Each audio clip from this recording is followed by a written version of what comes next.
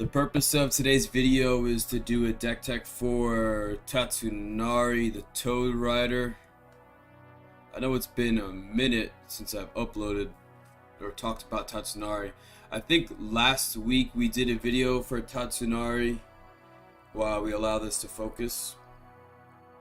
And we built that deck live on stream, and we play tested this deck on stream. And since then I've had the opportunity to work a bit more on this deck and figure out a flow. So I don't think that this deck is anything too powerful at this point in time. However, in the future, as I collect more cards, we'll continue to add to this deck, and hopefully one day when we start playing games on stream or we start uploading gameplays of specific decks, then we'll get to the point where we can see what this does against other people.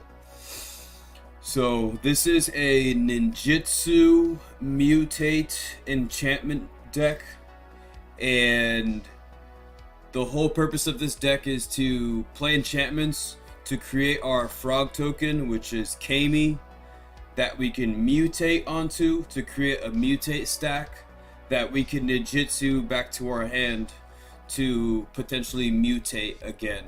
And that's kind of the point of this deck. So when we play Tatsunari, if you're not subscribed to this channel, I just want to say thank you. You do not have to subscribe to this YouTube channel. I'm just genuinely appreciative that you're here watching the video. Just want to say that. So we have Tatsunari. So we're going to go over the enchantments first, because I think the enchantments allow you to play the game. And that's really it. So our enchantments are going to be here to help us to get extra mana into play, and to buff our creatures, and to just protect our creatures, and a bunch of other things. So we have the Ancestral Mask, which is going to obviously buff a creature, gives it +2/+2. We have a Whitewater Naiads, which essentially gives a creature unblockable. We have a Long Reach of Night, which this card forces each person to either discard or sacrifice a creature. But more importantly, and you're going to see a lot of cards like this during this video, where this card actually flips into a creature, and it's a menace creature, so it's difficult to block. And the more important thing is that we can ninjutsu. This turns into a ninjutsu target, and this turns into a mutate target. But more importantly, if we ninjutsu this back to our hand, we suddenly receive this form again. So that means we can play it as an enchantment again, which could give us another copy of Kami if we don't already have Kami on the battlefield. And then we can force everyone to sacrifice or discard a card twice, and so on and so forth. So every time we have a saga that turns into a creature, we just got to keep in mind that they serve multiple purposes. Next card we have here is Fecundity. We end up sacrificing Kami a lot in this deck, so being able to draw cards whenever Kami is sacrificed works out well. This does allow your opponents to draw cards as well, but whatever, we'll live with it. Gift of Paradise just gives us extra mana. This just gives us extra mana. This gives us extra mana as well. The Bear Umbra is gonna buff our creatures by 2, and then also gives them totem armor, so it protects our creatures. And then this untaps all the lands we control whenever this creature attacks. Mind you, Tatsunari has an activated ability of a colorless and then a blue and a green, which gives him and then a frog. What's up, Pablo? So, essentially what I was saying about the activated ability was that you have to pay 2, and then this essentially will give you that mana back. Okay, so you have the Bear Umbra. And then we have the Verdant Haven, which is going to give you mana. A Rancor, which is going to give... It's a 1 mana enchantment. And it's basically just gonna allow you to replay one enchantment over and over again. We have a Behold the Unspeakable. I believe that this flips over into a flying creature that once again we can ninjutsu to then bring it back to our hand to play this enchantment again, allow us to draw cards, and create a copy of Kami. You have a copy of Rancor, Pablo? Yeah, it's a really good card, man. Kind of like this Eel Umbra that gives you totem armor at flash speed. Rancor kind of wins games, Pablo. The trample on that card is nothing to scoff at. Omen of the Hunt is gonna give us lands into play. We got our Mana Bloom, and I like this card because we play it with no charge counters on it. So we pay 1 green, and then at the beginning of your next upkeep, if it has no charge counters on it, you have to bring the card back to your hand.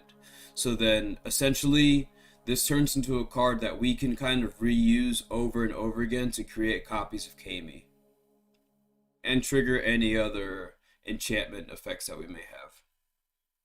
We have a Seal of Doom, which is removal on enchantment. Glorious Sunrise gives us potential card draw, ramp, damage, and life gain. It's just a cool card. Boseiju Reaches Skyward. This gives you 2 basic forest lands. It doesn't create an evasive creature when it flips, but at least it's a creature that if for whatever reason is unblocked, you can ninjutsu it.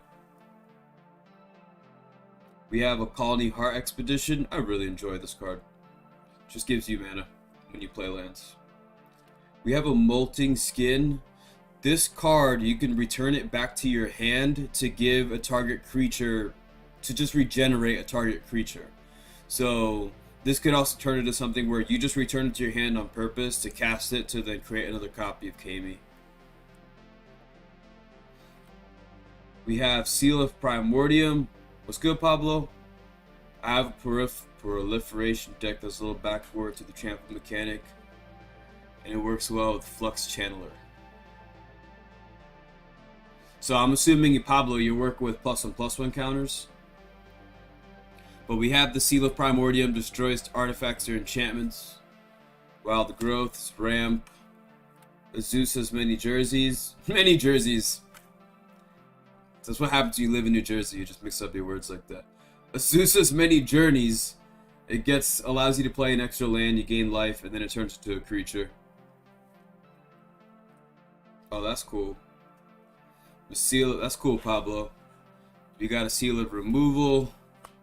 Omen of the Sea, which has flash, lets you draw cards. Well, what's the commander for that deck, Pablo?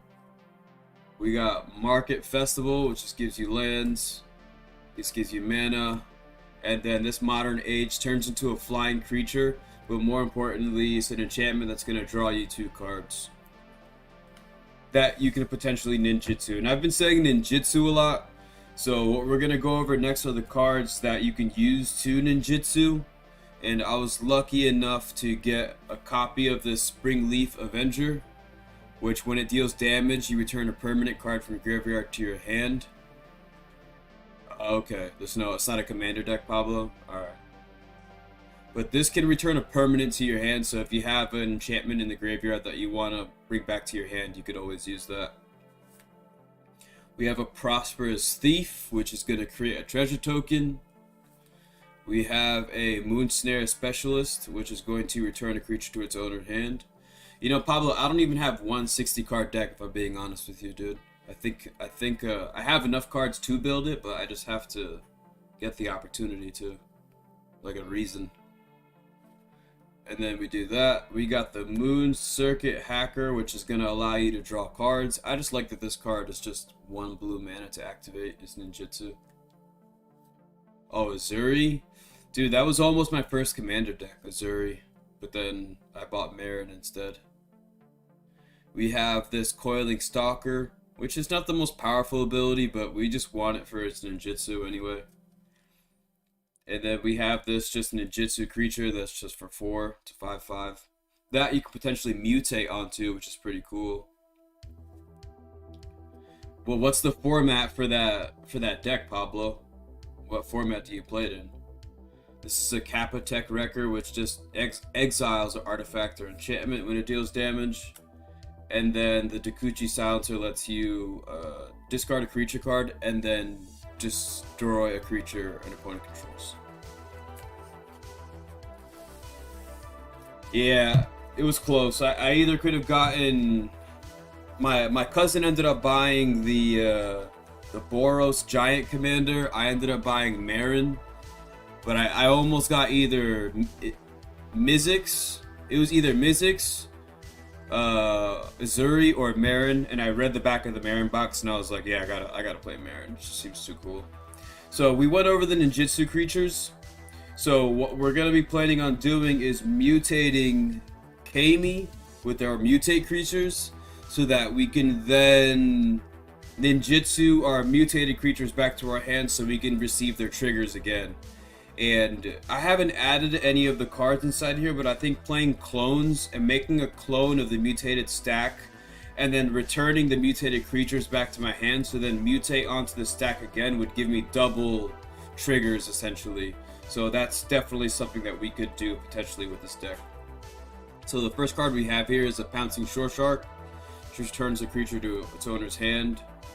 The Dreamtail Heron, which is going to give a creature flying, which I think is important, so that you can ninjutsu easy. And it also causes you to draw a card. This one has Menace, which once again is important because it gives it evasion. And it also forces people to discard a card, which I think is kind of underrated. The Migratory Greathorn is going to get you some lands into play. The Archipelagor just taps creatures down, which is kind of important because we want a ninjutsu, obviously.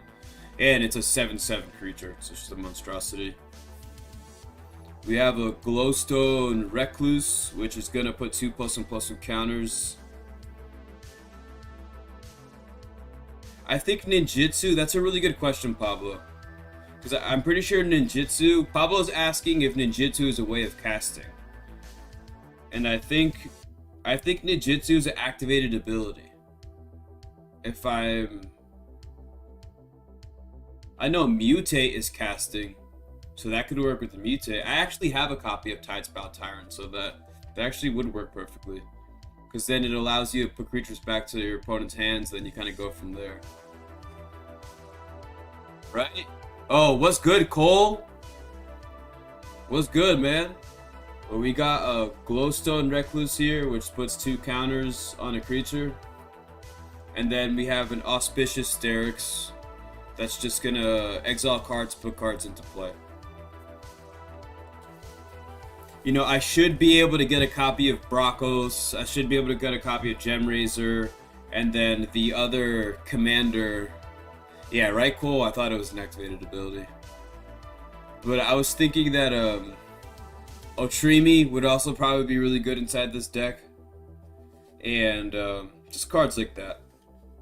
So we want to ninjutsu, mutate, and then we also want to use Kami by sacrificing Kami. So we have some cards over here that we can use to sacrifice Kami for cool things. So we have an Evolutionary Leap, which is going to let us search for a creature, either a mutate creature or a ninjutsu creature, and put it back into our hand. Put it into our hand. I really enjoy this card. This is a Perilous Forays. And then we have, you pay 1 mana to sack a creature, which is going to be your frog. And then you search your library for a basic land to put into play tapped. So you could basically go sack Kami, land, play an enchantment, make Kami, sack Kami, land, which would be really cool. We have Viscera Seer, you just scry. We got a Necrotic Fumes, which you exile the creature you control, which would be Kami, and then you exile target creature or a planeswalker. A Spark Harvest, which removes a creature from play. I gotta think of a family-friendly way to say destroy or Kill. We have this Phyrexian Plague Lord, I believe is the name of this card. You can tap it and sacrifice itself to give a creature -4/-4, or you can just sacrifice a creature you control. to give a creature -1/-1 until the end of turn. We have Reckoner's Bargain, which sacrifices a creature, and then we draw 2 cards and we gain life. This one allows you to sack a creature to destroy a creature, or remove a creature. This one, sack to draw. And then Village Rites is sack to draw. And then those are basically all the things that Kami is good for. And then what we got here is a Muldrotha. So these are just the cards that are generally just good inside the deck. I don't think that they're necessarily too involved with what we have here, but they're just good. So Muldrotha is going to let us play a copy of a permanent type. I gotta read this. During each of your turns, you may play up to 1 permanent card of each permanent type from your graveyard.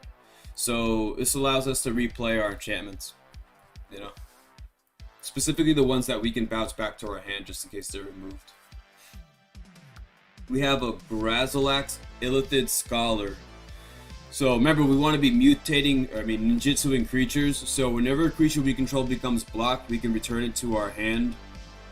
And then whenever one or more creatures we control deal combat damage, we draw a card. So we want some of our creatures to be placed back into our hand. So either our opponents are going to block them, or if they are not going to block them to take damage, or they're going to get blocked and go back to our hand, which is kind of what we want.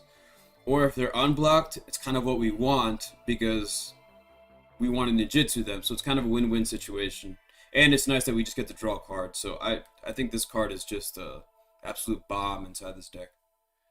We have a Herald of the Pantheon, which just going to make our enchantment spells cost 1 less. And I find that it makes the game play much easier. Anything that reduces the mana cost is good. We have the Master Biomancer. So according to this creature's power, each other creature enters the battlefield with +1/+1 counters equal to Master Biomancer's power. So Kami enters the battlefield not as a 3/3, but as a 5/5 with just a 2/4 Master Biomancer. But there are cards inside the deck that we can use to buff Master Biomancer's power. So Kami could potentially enter the battlefield with much more power. Not to mention the fact that we're mutating creatures. So we can continuously grow our mutated stack, or we're also having creatures that is being ninjutsued. So our ninjutsu creatures that generally have low power and toughness, instead of attacking for 2 or 3, they're dealing 4 or 5 damage, which over the course of a game could really add up.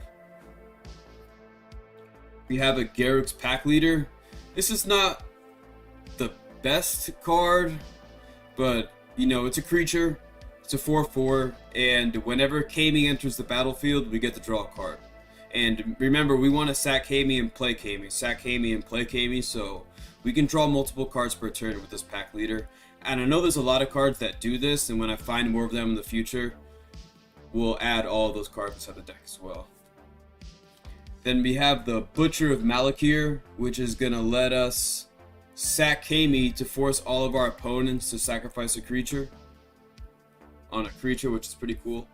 And then we have the Dictate of Erebos, which whenever we sacrifice Kami, each opponent is going to be forced to sacrifice a creature as well. Okay, so that is the Tatsunari deck tech. That's the best I could come up with.